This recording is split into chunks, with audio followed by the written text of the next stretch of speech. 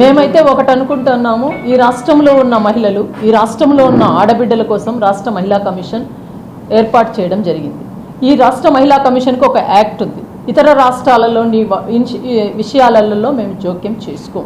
ఇంకొకటి ఏంటంటే కాదంబరి విషయంలో, ఏదైతే బాలీవుడ్ నటి కాదంబరి విషయంలో జరిగిన సంఘటనలో అనేక రకాలైనటువంటి కథనాలు వస్తున్నాయి. మేమైతే ముంబై వెళ్ళి బాలీవుడ్ నటిని తెచ్చుకోలేము, ఇక్కడ ఎంక్వైరీ చేయము.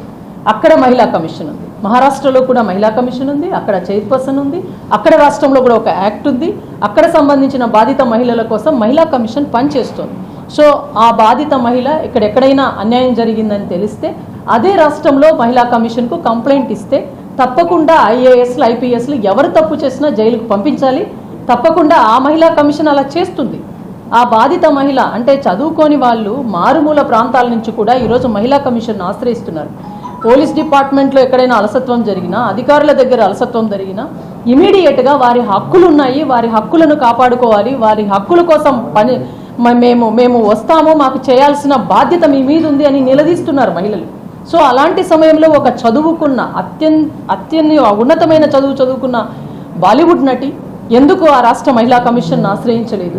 ఎందుకు ఆ రాష్ట్ర మహిళా కమిషన్ ఏమన్నా వీరికి హెల్ప్ చేయలేదా? అలాంటి విషయాలు కొంచెం తెలుసుకుంటే బెటరు.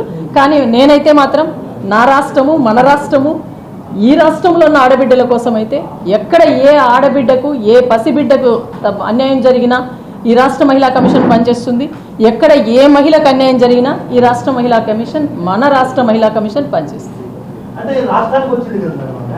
ఆమెను రాష్ట్రానికి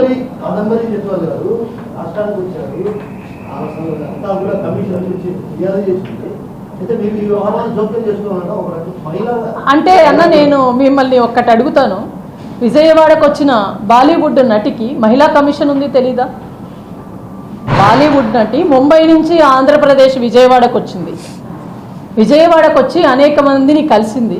మరి మహిళా కమిషన్ను కలవాలని ఎవరు సలహా ఇవ్వలేదా? లేకపోతే మహిళా కమిషన్ ఉందని కూడా తెలుసు కదా బాలీవుడ్ నటికి, మహిళా కమిషన్ ఎందుకు ఆశ్రయించలేదు?